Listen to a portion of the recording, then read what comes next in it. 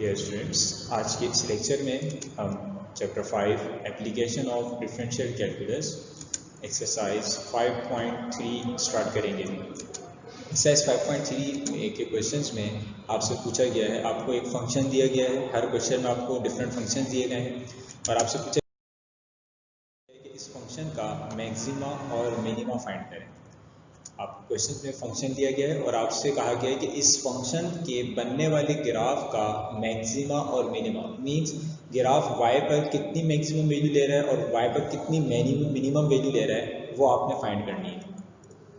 उसके लिए हम सबसे पहले इस फंक्शन को फर्स्ट ऑर्डर डेरिवेटिव, पहले हमने इस फंक्शन को नाम दिया इस अल्फा का इक्वेशन को। देन हमने differentiate both sides with respect to x, दोनों साइड्स को हम डिफरेंशिएट करेंगे with respect to x। Derivative of F X equals to derivative दोनों साइड्स पर हमने ले लिया। अब डेरिवेटिव फर्स्ट टर्म के साथ अलग, सेकंड टर्म के साथ अलग। जब derivative of x power 4, students आप जानते हैं इसका डेरिवेटिव हो जाएगा 4x क्यूब और इस सेकंड डेरिवेटिव हो जाएगा 2x जब इस 2 से मल्टीप्लाई होगा तो इसका कंप्लीट डेरिवेटिव हो जाएगा 4x। So first order derivative आ गया आपके पास -4x cube plus 4x।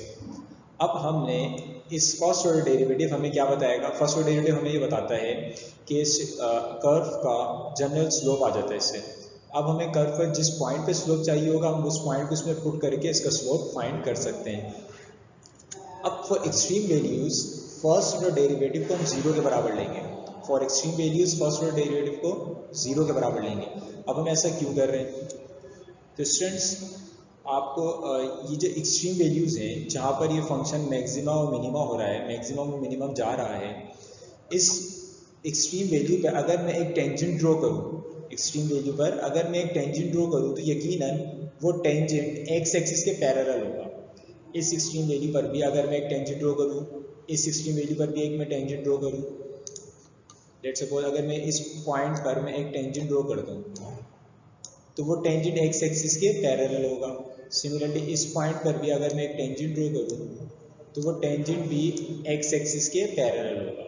Similarly अब जिस एक्सट्रीम वैल्यू पर आप टेंजेंट ड्रॉ करेंगे वो यकीनन एक्स एक्सिस के पैरेलल आएगा। अब ये जो फर्स्ट ऑर्डर डेरिवेटिव है, फर्स्ट ऑर्डर डेरिवेटिव हमें कर्व का जनरल स्लोप दे देता है। फर्स्ट ऑर्डर डेरिवेटिव हमें कर्व का जनरल स्लोप दे देगा। अब ये जो स्लोप है हमें कौन से स्लोप से कंसर्न है? हमें एक्सट्रीम वैल्यूज़ पर जो स्लोप है हमें उससे कंसर्न है, क्योंकि हमें एक्सट्रीम वैल्यूज़ के मैक्सिमम मिनिमम फाइंड करना है। अब एक्सट्रीम वैल्यू पे जो टेंजेंट बन रहा है वो एक्स एक्सिस के पैरेलल है, तो इन दोनों के स्लोप्स आपस में क्या होंगे? बराबर होंगे, क्योंकि दो लाइंस अगर पैरेलल हों, एक्स एक्सिस इटसेल्फ लाइन है, टेंजेंट एक्स इटसेल्फ लाइन है, अगर दो लाइंस आपस में पैरेलल हों तो उनके स्लोप्स आपस में बराबर होते हैं। तो हमने इस टेंजेंट का स्लोप क्या होगा? फर्स्ट ऑर्डर डेरिवेटिव जहाँ पे जनरल स्लोप आया हुआ है उसको हमने बराबर ले लिया एक्स एक्सिस के स्लोप 0 के बराबर। इसके ज़रिए से हम क्या निकालेंगे? Extreme values. इन पॉइंट पर, ये जो एक्सट्रीम पॉइंट्स हैं इन पर एक्स की वैल्यूज़ जो होती हैं वो एक्सट्रीम वैल्यूज़ होती हैं। सो हम ये वैल्यूज़ को फाइंड करेंगे। फर्स्ट ऑर्डर डेरिवेटिव का आंसर क्या आया था हमारे पास? -4x cube plus 4x। First order derivative की जगह इक्वल टू 0। इसमें से -4 कॉमन आ रहा है, -4x कॉमन ले लिया, आपके पास वैल्यूज बचेंगी x² - 1 इक्वल्स टू 0। ना -4x 0 के बराबर अलग, x² - 1 0 के बराबर अलग। इन दोनों इक्वेशंस को हमने नाम दे दिया a और b का। अब इन इक्वेशन a और b में से हम x की वैल्यू फाइंड करेंगे। Equation a, from equation a -4x equals to 0, ये -4x से मल्टीप्लाई हो रहा है, वहाँ जाके 0 हो जाएगा, तो एक x की वैल्यू आ गई 0, एक x की एक्सट्रीम वैल्यू क्या आ गई? 0। अब हम इसी तरह सिमिलरली इक्वेशन b में से भी x की वैल्यू फाइंड करेंगे। इक्वेशन b आपको जो गिवन है वो x² - 1 equals to 0। So equation b आपके पास x² - 1 इक्वल्स टू 0, माइनस का 1 इक्वल्स टू की राइट हैंड साइड पे जाके प्लस का 1 हो जाएगा, देन स्क्वायर हटेगा तो प्लस माइनस के साथ रूट आ जाएगा राइट हैंड साइड पे। Root of 1 is 1। x की दो वैल्यूज और क्या आ गई? +1 और -1। ये आपके पास तीन एक्सट्रीम वैल्यूज आ गई, एक 0, एक +1 और एक -1। अब ये तो हमें अंदाज़ा हो गया कि ग्राफ में तीन एक्सट्रीम वैल्यूज़ हैं, लेकिन कौन सी वैल्यू पे फंक्शन मैक्सिमम है या कौन सी पे मिनिमम है, ये चेक करने के लिए हमें सेकेंड ऑर्डर डेरिवेटिव लेना होगा। ये चेक करने के लिए कि x की कौन सी वैल्यू पे फंक्शन मैक्सिमम है या कौन सी पे मिनिमम है, उसके लिए हमें सेकेंड ऑर्डर डेरिवेटिव लेना होगा। So differentiate equation 1 with respect to x। Equation 1 जो हमारा फर्स्ट ऑर्डर डेरिवेटिव का आंसर आया हुआ था, हम उस फर्स्ट ऑर्डर डेरिवेटिव का आंसर को दोबारा से डिफरेंशिएट करेंगे। So derivative of F prime X equals to derivative of minus 4x cube plus 4x। ये हमारा फर्स्ट ऑर्डर डेरिवेटिव का आंसर था। हमने उसको दोबारा दोनों साइड पे डेरिवेटिव का सिंबल लिया। अब हम इसको डेरिवेट करेंगे। सो माइनस डेरिवेटिव का सिंबल फर्स्ट टर्म के साथ अलग, डेरिवेटिव का सिंबल सेकंड टर्म के साथ अलग। अब जब डेरिवेटिव एक्स क्यूब का डेरिवेटिव क्या हो जाएगा 3x स्क्वायर, और इस x का derivative 1 minus 4 multiply by 3 is minus 12x square plus 4। ये आपके पास सेकेंड ऑर्डर डेरिवेटिव आ गया। अब ये सेकेंड ऑर्डर डेरिवेटिव आपको बताएगा कि x की किस वैल्यू पे फंक्शन मैक्सिमम है और किस पर मिनिमम है। ये किस तरह से बताएगा? आपने इस सेकेंड ऑर्डर डेरिवेटिव में उन वैल्यूज को बारी बारी पुट करना होगा। सबसे पहले एक्सट्रीम वैल्यूज आपकी आई थी 0, तो आप इस सेकेंड ऑर्डर डेरिवेटिव में x की जगह 0 पुट करेंगे। So F double prime 0 equals to minus 12 0 का स्क्वायर प्लस 4, 0 का square is 0, 0 multiply by anything is 0। So F double prime 0 answer आ गया 4। सेकेंड ऑर्डर डेरिवेटिव का आंसर क्या आया आपके पास? पॉजिटिव आया। सो स्टूडेंट्स, अगर सेकेंड ऑर्डर डेरिवेटिव का आंसर पॉजिटिव आ जाए तो फंक्शन आपका मिनिमम होता है। फंक्शन आपका मिनिमम होता है। सेकेंड ऑर्डर डेरिवेटिव का आंसर ग्रेटर देन 0 आने का मतलब, अगर सेकेंड ऑर्डर डेरिवेटिव का आंसर पॉजिटिव आ जाए, प्लस 4 5 6 वैल्यू कुछ भी है, उससे हमें कंसर्न नहीं है। हमें कंसर्न किससे है कि अगर आंसर पॉजिटिव आ रहा है तो सेकेंड ऑर्डर डेरिवेटिव का आंसर अगर ग्रेटर देन 0 आ जाए तो फंक्शन मिनिमम होगा। सेकेंड ऑर्डर डेरिवेटिव का आंसर अगर ग्रेटर देन 0 आ जाए तो फंक्शन मिनिमम, और अगर सेकेंड ऑर्डर डेरिवेटिव का आंसर लेस देन 0 आ जाए तो फंक्शन मैक्सिमम होगा। मैक्सिमम या रिलेटिव मैक्सिमम, मिनिमम या रिलेटिव मिनिमम। इट मीन इस सेकेंड ऑर्डर डेरिवेटिव ने हमें ये बता दिया कि x इक्वल्स टू 0 पे फंक्शन क्या है? मिनिमम। x इक्वल्स टू 0 पे function is minimum at x equals to 0। इसी तरह हम x इक्वल्स टू प्लस 1 और x इक्वल्स टू माइनस 1 पर भी सेकेंड ऑर्डर डेरिवेटिव में वैल्यूज पुट करके ये चेक करेंगे कि x की वैल्यू प्लस 1 पे फंक्शन मैक्सिमम या मिनिमम है, या माइनस 1 पे मैक्सिमम या मिनिमम, ये चेक करेंगे। सो अब हम x की वैल्यू 1 को सेकेंड ऑर्डर डेरिवेटिव के आंसर में पुट करेंगे। सेकेंड ऑर्डर डेरिवेटिव का आंसर क्या आया हुआ है? Minus 12x square plus 4। सो इस सेकेंड ऑर्डर डेरिवेटिव के आंसर में अब हमने प्लस 1 और माइनस बारी बारी पुट करके उसकी वैल्यूज फाइंड करनी है। सो पहले हमने पुट किया एफ डबल प्राइम x की जगह पर 1 इक्वल्स टू माइनस 12 x की जगह 1 का स्क्वायर प्लस 4, 1 का square 1 multiply by minus 12 plus 4 is minus 8।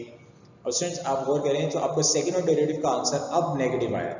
अगर सेकेंड ऑर्डर डेरिवेटिव का आंसर नेगेटिव आए, since F double prime 1 is less than 0, therefore function is maximum at x equals to 1। x equals to 1 पर function क्या है? Maximum आ गया, क्योंकि second order derivative का आंसर लेस देन 0 आ रहा है। लेस देन 0 अगर आंसर आ जाए, ये क्या शो करता है कि फंक्शन क्या है? मैक्सिमम। और अगर ग्रेटर देन 0 आ जाए तो ये क्या शो करेगा कि फंक्शन जो है वो मिनिमम है। इसी तरह अब हम माइनस 1 पे भी चेक करेंगे। F double prime minus 1 equals to minus 12 minus 1 का स्क्वायर प्लस 4, माइनस 1 का square plus 1 multiply by minus 12 minus 12 plus 4 is minus 8। Students, double prime derivative F double prime minus 1 का आंसर भी negative आ गया। Since F double prime minus 1 is less than 0, therefore function is maximum at x equals to minus 1। Minus 1 पर और 1 पर दोनों पे function क्या है? मैक्सिमम है। अब ये मैक्सिमम मिनिमम का तो पता लग गया, अब हम इनकी वैल्यूज फाइंड करेंगे। अभी तक हमें सिर्फ इस बात का अंदाजा हुआ है कि x की कौन सी वैल्यू पे फंक्शन मैक्सिमम है और कौन सी पे मिनिमम है।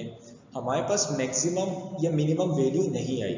अब मैक्सिमम या मिनिमम वैल्यू मीन्स हमें y की वैल्यू फाइंड करनी है। y किसके बराबर होता है? fx के बराबर। फंक्शन आपको स्टार्ट में गिवन था, जिसको हमने इक्वेशन अल्फा का नाम दिया था। अब हम उन x की वैल्यूज पर, जिस पे फंक्शन मैक्सिमम भी है, फंक्शन मिनिमम भी है, इससे पहले हमने देखा x इक्वल्स टू 0 पे फंक्शन मिनिमम था। अब हम उन वैल्यूज को उठा के कहाँ रखेंगे? फंक्शन में, जो हमें क्वेश्चन गिवन था। वो हमें y की वैल्यू मतलब f ऑफ x की वैल्यू देगा, जो मैक्सिमम या मिनिमम कहलाएंगी। अब उनकी भी कुछ कंडीशंस होती हैं, कंडीशंस भी देख लेते हैं। इक्वेशन अल्फा बिकम्स, अब मैं उस इक्वेशन अल्फा में जो हमें क्वेश्चन गिवन था फंक्शन, उसमें हम वैल्यू पुट करेंगे। हमें क्वेश्चन गिवन था, अब हम इसमें वैल्यूज पुट करेंगे बारी बारी, एक्सट्रीम वैल्यूज, तमाम एक्सट्रीम वैल्यूज बारी बारी पुट करेंगे। सबसे पहले जो एक्सट्रीम वैल्यूज हमारे पास आई थी वो 0 थी, तो हमने इस x की जगह 0 पुट कर दिया। f of 0 equals to minus 0 power 4 plus 2, 0 का स्क्वायर, 0 की पावर 4 0 हो जाएगा, 0 स्क्वायर 0, 0 मल्टीप्लाई बाई 2 0, इसका कंप्लीट आंसर क्या आ जाएगा 0। अब स्टूडेंट्स ये फंक्शन जो है, ये जो वैल्यू आई है ये मिनिमम है या रिलेटिव मिनिमम है या मैक्सिमम है या रिलेटिव मैक्सिमम है, उसको चेक करने के लिए हमारे पास कुछ कंडीशंस हैं। वो कंडीशंस ये हैं, मिनिमम या रिलेटिव मिनिमम कब होगा, जब सेकेंड ऑर्डर डेरिवेटिव का आंसर x की किसी वैल्यू पर ग्रेटर देन 0 आ जाए। सेकेंड ऑर्डर डेरिवेटिव का आंसर x की वैल्यू पे अगर ग्रेटर देन 0 आ जाए तो फंक्शन क्या होता है, मिनिमम या रिलेटिव मिनिमम। लेकिन अगर उसी x की वैल्यू पर फंक्शन का आंसर, जो क्वेश्चन में हमें फंक्शन गिवन था उसका आंसर भी पॉजिटिव आ जाए तो वो फंक्शन कहलाता है मिनिमम, वो वैल्यू क्या कहलाएगी, मिनिमम वैल्यू। लेकिन अगर सेकेंड ऑर्डर डेरिवेटिव का आंसर किसी x की वैल्यू पे ग्रेटर देन 0 आ रहा है बट फंक्शन की वैल्यू लेस देन 0 आ रही है तो वो क्या कहलाएगी, रिलेटिव मिनिमम। मिनिमम के लिए क्या जरूरी है, 0 से बड़ा हो, अदरवाइज वो क्या कहलाएगा, रिलेटिव मिनिमम। तो यहाँ पर जो आपको वैल्यू आ रही है ये कहलाएगी आपकी relative minimum value equals to 0। Similarly अब हम x की वैल्यू 1 पर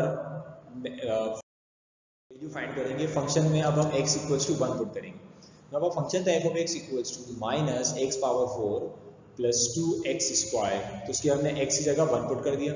माइनस 1 की power 4 is 1, minus 1 plus 1 square 1, 1 times 2 is 2, so minus 1 plus 2 is minus 1, minus 1 plus 2 is 1। f of 1 answer आ गया 1। अब स्टूडेंट्स गौर करें, जब हमने 1 को सेकेंड ऑर्डर डेरिवेटिव में रखा था तो वहाँ पे वैल्यू आ रही थी सेकेंड ऑर्डर डेरिवेटिव की लेस देन 1, वहाँ पे सेकेंड ऑर्डर डेरिवेटिव की वैल्यू क्या आ रही थी, लेस देन 1। यहाँ फंक्शन की क्या आ रही है, ग्रेटर देन 1। सो ये रिलेटिव मैक्सिमम कहलाएगा। मैक्सिमम और रिलेटिव मैक्सिमम की कंडीशन देखते हैं। F double prime x is less than 0, अगर F double prime x less than 0 है इट मीन्स फंक्शन मैक्सिमम या रिलेटिव मैक्सिमम। और अगर F of x is less than 0, F of x भी less than 0 आ जाए, दोनों आंसर नेगेटिव आ रहे हों तो मैक्सिमम, अदरवाइज अगर दोनों के आंसर की साइंस चेंज हो, मीन सेकेंड ऑर्डर डेरिवेटिव को लेस देन 0 आ रहा हो लेकिन फंक्शन में जब हमने वैल्यू पुट करी वो अगर पॉजिटिव आ जाए तो वो क्या कहलाएगा, रिलेटिव मैक्सिमम। इट मीन्स ये जो वैल्यू हमारे पास आई है ये क्या है, relative maximum values. Relative maximum value आ गई 1। अब सिमिलरली अब हम यहाँ पर एक्स की वैल्यू एक और थी -1, हम उसको भी फंक्शन में वैल्यू फंक्शन में पुट करेंगे। सो फंक्शन आपको गिवन था F of X equals to minus X power 4 plus 2x square. X की जगह हमने क्या पुट कर दिया, -1 पावर 4 प्लस 1, ये माइनस को -1 कर देगा, -1 का square plus 1, 2 times 1 is 2, -1 plus 2 is 1। इसका आंसर भी 1 आ गया। अब क्योंकि सेकेंड ऑर्डर डेरिवेटिव का आंसर, ये वाली कंडीशन हमारी फुलफिल हो रही है। जब हमने इस x की वैल्यू -1 को सेकेंड ऑर्डर डेरिवेटिव में रखा था तो हमारी वैल्यू आई थी लेस देन 0। अब हमने जब उसी x की वैल्यू को फंक्शन में रखा तो हमारा आंसर आ रहा है ग्रेटर देन 0, ये हमारा पॉजिटिव आंसर आ रहा है। इसीलिए ये वैल्यू क्या कहलाएगी, रिलेटिव मैक्सिमम वैल्यू। अब स्टूडेंट्स मैक्सिमम और रिलेटिव मैक्सिमम में फर्क क्या होता है। स्टूडेंट्स अगर आपकी क्लास में लेट सपोज कोई एक स्टूडेंट्स, अगर मैं आपसे कहूँ कि आपके किसी एक स्टूडेंट की हाइट जो है, आपकी क्लास में सबसे ज़्यादा हाइट किसकी है, तो यकीनन किसी न किसी एक स्टूडेंट की होगी। लेकिन अगर मैं बात करूँ कॉलेज में सबसे ज़्यादा हाइट किसकी है, तो अब वो मे भी पॉसिबल कोई और स्टूडेंट हो। इट मीन्स अगर मैं आपकी क्लास की बात कर रहा हूँ, आपकी क्लास की डोमेन की बात कर रहा हूँ, तो उसमें तो मैक्सिमम हाइट है आपकी ही किसी क्लास फेलो की है। लेकिन अगर मैं अपनी डोमेन को बड़ा करता हूँ और मैं पूरे कॉलेज की बात करता हूँ, तो अब जो है वो मैक्सिमम हाइट किसी और की होगी, कोई और स्टूडेंट होगा मैक्सिमम हाइट वाला। तो जो आपके क्लास फेलो की हाइट है वो कहलाएगी रिलेटिव मैक्सिमम, और जो कॉलेज के कंप्लीट कॉलेज की अगर मैं बात करूँ किसी और स्टूडेंट की, तो वो कहलाएगी आपके पास मैक्सिमम हाइट। आपके कॉलेज, आपकी क्लास की स्टूडेंट की हाइट क्या कहलाएगी, रिलेटिव मैक्सिमम। वो मैक्सिमम तो है लेकिन आपकी क्लास की हद तक, आपकी क्लास की डोमेन में मैक्सिमम है, वो ओवरऑल कॉलेज में मैक्सिमम नहीं है। अगर मैं ओवरऑल कॉलेज की बात करता हूँ तो किसी और क्लास का भी स्टूडेंट जो है वो मैक्सिमम हाइट का हो सकता है, तो वो वैल्यू कहलाएगी फिर मैक्सिमम हाइट। क्लियर। कॉलेज का जो स्टूडेंट जो मैक्सिमम हाइट के साथ होगा वो कहलाएगी मैक्सिमम हाइट, और आपकी क्लास का जो कोई स्टूडेंट, आपका क्लास के स्टूडेंट जो मैक्सिमम हाइट होगी उसकी, वो कहलाएगी रिलेटिव मैक्सिमम हाइट, क्योंकि वो आपकी सिर्फ क्लास की डोमेन में मैक्सिमम है, अदरवाइज वो मैक्सिमम नहीं है। सो ये रिलेटिव मैक्सिमम और मैक्सिमम में फ़र्क है स्टूडेंट्स। अब हम इसका एक और क्वेश्चन डिस्कस करेंगे, क्वेश्चन नंबर 4। क्वेश्चन नंबर 4 में जो आपको फंक्शन गिवन है वो है F of X equals to E power X sine X. Solution, function को हमने दोबारा कॉपी किया और हमने इसको फर्स्ट इक्वेशन को नाम दे दिया अल्फा का, F of X equals to E power X sine X. Differentiate both sides with respect to X. Same इसी पैटर्न से हम चलेंगे जिस तरह हमने प्रीवियस क्वेश्चन किया था। इवन इस 5.3 में तमाम क्वेश्चन सेम पैटर्न से होंगे, एग्जैक्टली सेम पैटर्न से होंगे। इससे पहले भी हमने इक्वेशन फंक्शन जो हमें गिवन था हमने इसको डिफरेंशिएट किया था, इसको भी हम डिफरेंशिएट कर देंगे। डिफरेंशिएट डेरिवेटिव का साइन दोनों साइड पे, देन डेरिवेटिव अगर आप राइट हैंड साइड पे देखें तो दो ऐसी वैल्यूज के साथ है जो आपस में मल्टीप्लाई हो रही हैं। So U dot V dot product वाला फॉर्मूला लगेगा। डॉट प्रोडक्ट का फॉर्मूला क्या होता है? Derivative of U dot V equals to U derivative of V plus V derivative of u e power x v sin x. तो u as it is means e power x as it is, derivative of v means derivative of sin x plus v as it is means sin x as it is, derivative of u means derivative of e power x. f prime x equals to e power x as it is, derivative of sin x is cos x plus sin x, derivative of e power x is e power x. ये हमारे पास आ गया first order derivative का answer. Student, इससे पहले वाले question में भी हमने फर्स्ट ऑर्डर डेरिवेटिव को यूज करके एक्सट्रीम वैल्यूज फाइंड की थी कि x की वो कौन कौन सी वैल्यूज हैं जहाँ पे फंक्शन मैक्सिमम हाइट ले रहा है और कहाँ मिनिमम हाइट ले रहा है। तो उन x की वैल्यूज को फाइंड करने के लिए हमने फर्स्ट ऑर्डर डेरिवेटिव को 0 के बराबर लिया था। तो सेम काम हम यहाँ भी करेंगे। First for extreme values first order derivative equals to 0। First order derivative का आंसर क्या आपके पास? e power x cos x plus sin x e power x। इसको हमने 0 के बराबर लिया। दोनों टर्म्स में से e पावर x कॉमन आ रहा है, e पावर x को कॉमन ले लिया। cos x plus sin x equals to 0। जब दो ब्रैकेट्स दो फैक्टर्स मल्टीप्लाई हो रहे हो और वो 0 के बराबर हो, so either first one is 0 और सेकंड वन इज 0। तो e power x equals to 0 equation A, cos x plus sin x equals to 0 equation B। Consider equation A, equation e power x equals to 0। हमें इस x की value निकालनी है तो e को खत्म करना हो, taking ln on both side. ln और e एक दूसरे के एंटी लॉग है, ये नेचुरल लॉग है और e क्या कहलाता है? इसका एंटी लॉग। सो ln लेने से e कैंसिल हो जाएगा, x नीचे आ जाएगा और ln 0 की वैल्यू अगर आप कैलकुलेटर से चेक करें तो वो मैथ एरर देगा। इट मींस ln 0 इनफाइनाइट होता है। x की एक वैल्यू कहाँ से आ गई? इक्वेशन A से। अब हम x की रिमेनिंग वैल्यूज कहाँ से मालूम करेंगे? इक्वेशन B से। सो इक्वेशन B को अब हम करेंगे। सो इक्वेशन B आपके कंसीडर इक्वेशन B आपके पास है cos x plus sin x equals to 0। cos x equals to की राइट हैंड साइड पे आके माइनस का। अब ये cos x नीचे आके डिवाइड होगा। अगर जब हम cos x को नीचे लाके डिवाइड कराएंगे तो यहाँ बचेगा 1। अगर हम इस माइनस cos x को रिवर्स यहाँ लाके प्लस कराते तो यहाँ बचता 0। लेकिन फिलहाल हम क्या करा रहे हैं? cos x को वहाँ लाके डिवाइड करा रहे हैं। अब मैं ऐसा डिवाइड क्यों करा रहा हूँ? वो इसलिए कि ये फंक्शन जो है, ये जो दो ट्रिग्नोमेट्रिक फंक्शन आ रहे हैं किसी एक में कन्वर्ट हो जाए। किसी एक में किस तरह से कन्वर्ट होंगे? अब sin x upon cos x के बराबर होता है tan x के बराबर। tan x equals to -1। tan equals to की राइट हैंड साइड पे आके इन्वर्स हो जाएगा क्योंकि मुझे x की वैल्यू चाहिए। x की वैल्यू निकालने के लिए मुझे tan को यहाँ से मूव कराना होगा। tan को जब मैं राइट हैंड साइड पे मूव कराऊंगा तो ये हो जाएगा x equals to tan inverse -1। अगर आप स्टूडेंट्स कैलकुलेटर से वैल्यू निकालेंगे आप तो x equals to tan inverse 1, tan inverse -1 की वैल्यू आ जाएगी -45 मींस -π/4। और इसकी सेकंड वैल्यू किस तरह से आएगी? आप इस वैल्यू में इसका पीरियड ऐड करेंगे। tan का पीरियड क्या होता है? पाई। आप इसमें क्या ऐड करेंगे? पाई। जब -π/4 में प्लस पाई करेंगे आप, सो आपके पास आंसर आएगा 3π/4। x के जो एक एंगल आ रहा था -π/4 उस पर जब आप क्या ऐड करेंगे? इसका पीरियड, tan का पीरियड क्या होता है? पाई। सो -π/4 प्लस पाई एलसीएम वगैरह लेंगे तो आपके पास आंसर क्या आ जाएगा? 3π/4 विच इज 135। ये इन x की दो वैल्यूज ये आ गई और इससे पहले जो x की वैल्यू आई थी वो अनडिफाइंड थी, वो हमारे काम की नहीं है। हम इन दो वैल्यूज पे फाइंड करेंगे फंक्शन इनमें से किस वैल्यू पे मैक्सिमम है और किस पे मिनिमम है। वो हमें कौन बताएगा कि फंक्शन x की कौन सी वैल्यू पे मैक्सिमम और कौन सी पे मिनिमम है? वो हमें सेकेंड ऑर्डर डेरिवेटिव टेस्ट बताता है।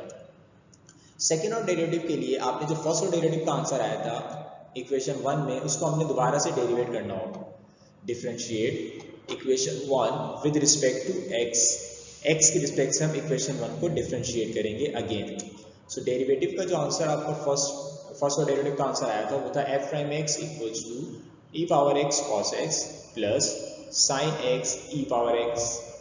डेरिवेटिव का सिंबल हम दोनों के साथ अलग अलग कर देंगे, डेरिवेटिव का सिंबल फर्स्ट टर्म के साथ भी अलग, डेरिवेटिव का सिंबल सेकेंड टर्म के साथ भी अलग।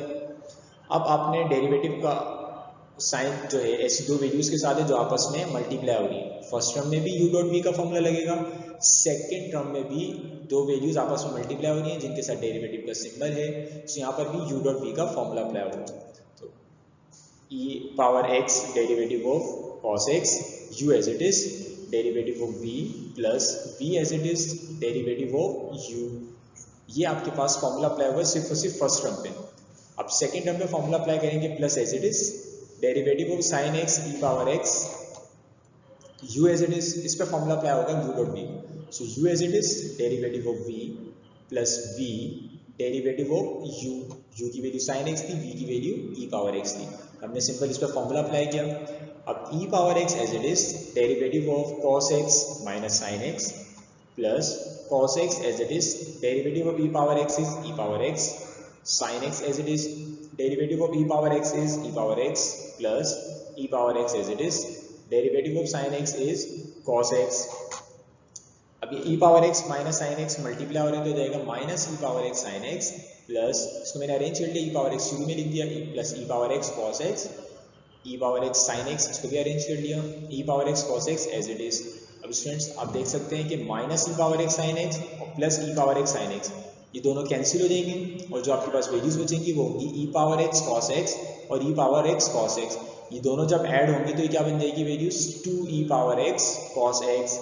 स्टूडेंट्स ये टर्म फर्स्ट टर्म और थर्ड टर्म जो है कैंसिल आउट हो जाएंगी और सेकेंड और फोर्थ ऐड होकर 2e power x cos x, ये आपके पास आ गया सेकेंड ऑर्डर डेरिवेटिव का आंसर। अब इस सेकेंड ऑर्डर डेरिवेटिव के जरिए आप ये बात मालूम करेंगे कि x की किस वैल्यू पर फंक्शन मैक्सिमम या मिनिमम है और किस पर मिनिमम है। तो अब इन वैल्यूज को बारी बारी इस सेकेंड ऑर्डर डेरिवेटिव के आंसर में पुट करेंगे। सो स्टूडेंट पहले हम f डबल प्राइम x में equals to 2e power x cos x में x की value minus pi by 4 put करते हैं। इस पर हम चेक करेंगे कि x की इस वैल्यू पे फंक्शन मैक्सिमम है या मिनिमम। सो x से हमने माइनस पाई बाय 4 पुट करा, 2e power x minus pi by 4 cos minus pi by 4, x की जगह पे क्या किया हमने पुट कर दिया माइनस पाई बाय 4। अब स्टूडेंट्स आप e की डायरेक्ट वैल्यू आप मालूम कर सकते हैं एक्सपोनेंट कैलकुलेटर के थ्रू कि e power minus pi by 4 वो आपके पास वैल्यू आ जाएगी 0.455938। अगर किसी स्टूडेंट से कैलकुलेटर में माइनस पाई बाय 4 की डायरेक्ट वैल्यू ना आ रही हो e पर, तो आपने सिंपल पहले पाई डिवाइड बाय 4 करना है, जो वैल्यू आपके पास पॉइंट में आ रही होगी उस पर आप e की वैल्यू फाइंड कर लीजिएगा। e की वैल्यू फिर आप क्या फाइंड कर लेंगे, e पावर माइनस जो भी इसका आंसर आ रहा होगा पाई अपॉन 4 का, पाई की वैल्यू डिवाइड बाय 4, जो आंसर आएगा उसको आप यहाँ पुट करके फिर आप e की वैल्यू निकालना है।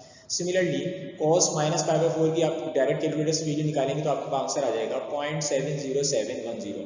मे भी पॉसिबल किसी स्टूडेंट के कैलकुलेटर में √2/2 या फिर 1/√2 आ रहा हो, तो उसकी जो पॉइंट में वैल्यू होगी वो यही होती है 0.70710, 0.70710। अब स्टूडेंट अगर मैं इन तीनों टर्म्स को आपस में मल्टीप्लाई करा दूं, इन तीनों नंबर्स को आपस में मल्टीप्लाई करा दूं, तो आपके पास यकीनन आंसर क्या आएगा, पॉजिटिव आंसर आएगा। ये भी पॉजिटिव, ये भी पॉजिटिव, ये भी पॉजिटिव, तीनों टर्म्स आपस में क्या है पॉजिटिव, तो इसका आंसर भी क्या आ गया positive. So f double prime minus pi by 4 is greater than 0, क्योंकि f double prime minus pi by 4 का आंसर पॉजिटिव आ रहा है, इसीलिए फंक्शन क्या होगा मिनिमम। अगर सेकेंड डेरिवेटिव का आंसर पॉजिटिव आ जाए ग्रेटर देन 0 तो फंक्शन क्या होता है मिनिमम होता है। At x equals to minus pi by 4, x equals to minus pi by 4 पे फंक्शन सेकेंड डेरिवेटिव का आंसर पॉजिटिव आ रहा है ना, तो फंक्शन मिनिमम भी कहाँ होगा माइनस पाई बाय 4 पे। सिमिलरली अब हम मालूम करेंगे सेकेंड डेरिवेटिव में 3 पाई बाय 4 की वैल्यू पुट करके। सेम तरीके से जिस तरह e power minus pi by 4 की वैल्यू निकाली थी, उसी तरह आप e पावर 3 पाई बाय 4 की डायरेक्ट वैल्यू भी निकाल सकते हैं। अदरवाइज आप चाहें तो पहले 3 को मल्टीप्लाई कराएं पाई की वैल्यू से, देन डिवाइड बाय 4, जो आपके पास वैल्यू आए पॉइंट में वो उस पर e की वैल्यू फाइंड कर लें, और सिमिलरली cos की वैल्यू भी आप इसी तरह से फाइंड कर सकते हैं, तो वो कुछ वैल्यूज आपके पास ये आ जाएंगी। स्टूडेंट जब आप इन तीनों टर्म्स को आपस में मल्टीप्लाई कराएंगे तो आपके पास आंसर आएगा -14.9209। स्टूडेंट्स अब देखें सेकेंड ऑर्डर डेरिवेटिव का आंसर आपका नेगेटिव आ रहा है। सेकेंड ऑर्डर डेरिवेटिव का आंसर अगर नेगेटिव आए तो फंक्शन आपका मैक्सिमम होता है। सेकेंड ऑर्डर डेरिवेटिव का आंसर क्या आ रहा है लेस देन 0, सो फंक्शन क्या हो जाएगा आपका function is maximum at x equals to 3 pi by 4। Function जो है वो मैक्सिमम है कौन सी वैल्यू पर, x equals to 3 pi by 4 पर। स्टूडेंट हमें इस बात का तो अंदाजा हो गया कि x इस वैल्यू पे फंक्शन मिनिमम है और x इस वैल्यू पे फंक्शन मैक्सिमम है। अब इसकी वैल्यू फाइंड करने के लिए हम क्या करेंगे, हम इन्हीं वैल्यूज को, हम मैक्सिमम मिनिमम फाइंड करने के लिए इन्हीं वैल्यूज को बारी बारी फंक्शन में जो हमें क्वेश्चन गिवन था हम उसमें पुट करेंगे, क्योंकि हमें जो मैक्सिमम या मिनिमम वैल्यू चाहिए वो किसकी वैल्यू है, वो y की वैल्यू है। y means F of X, so हम उस एफ ऑफ एक्स की वैल्यू फाइंड करेंगे जो एक्चुअल में क्या होगी, वो y की वैल्यू होगी, जो ग्राफ पर जो है ये फंक्शन मैक्सिमम या मिनिमम जितनी हाइट ले रहा होगा वो हमें उससे पता लगेगी। तो स्टूडेंट्स इक्वेशन अल्फा बिकम्स, हमने जो क्वेश्चन हमें गिवन था हमने उसको इक्वेशन का क्या नाम दिया था, अल्फा। सो इक्वेशन अल्फा में अब हम बारी बारी इन वैल्यूज को पुट करेंगे। सो पहले हमारे पास फंक्शन हमें गिवन था F of X equals to E power X sine X, इसमें हमने पहले पुट करी F of minus pi by 4, पहले हम इस वैल्यू को फाइंड कर रहे हैं minus pi by 4 minus pi by 4 E power minus pi by 4 x की जगह माइनस पाई बाय 4, इस एक्स की जगह भी minus pi by 4, E power minus pi by 4 की वैल्यू आ जाएगी आपके पास 0.45593, साइन माइनस पाई बाय 4 की वैल्यू आ जाएगी 0.707106। जब आप स्टूडेंट इस दोनों को मल्टीप्लाई कराएंगे तो इसका आंसर क्या आ जाएगा, negative. Students x equals to minus pi by 4 पे सेकेंड ऑर्डर डेरिवेटिव का आंसर क्या आ रहा था, ग्रेटर देन 0, यहाँ पे क्या आ रहा है, लेस देन 0। इट मीन्स ये रिलेटिव मिनिमम होगी, इस वैल्यू पे फंक्शन मिनिमम तो था लेकिन यहाँ पे जो वैल्यू आ रही थी वो पॉजिटिव, यहाँ नेगेटिव आ रही है, तो ये क्या कहलाएगा, मिनिमम नहीं कहलाएगा बल्कि ये रिलेटिव मिनिमम कहलाएगा। सो रिलेटिव मिनिमम और मिनिमम की कंडीशंस को हम एक दफा रिवाइज कर लेते हैं। F double prime x is greater than 0 अगर आ रहा हो, जिस तरह यहाँ आ रहा है x की इस वैल्यू पे ग्रेटर देन 0 आ रहा है, और जो फंक्शन की F double prime x greater than 0 आ रहा है इसमें, इट मीन्स फंक्शन मिनिमम है, और एफ एक्स का आंसर क्या आ रहा है, लेस देन 0 मतलब नेगेटिव आ रहा है, तो वैल्यू क्या कहलाएगी, रिलेटिव मिनिमम। सो हमारे पास रिलेटिव मिनिमम वैल्यू आ गई -0.322391।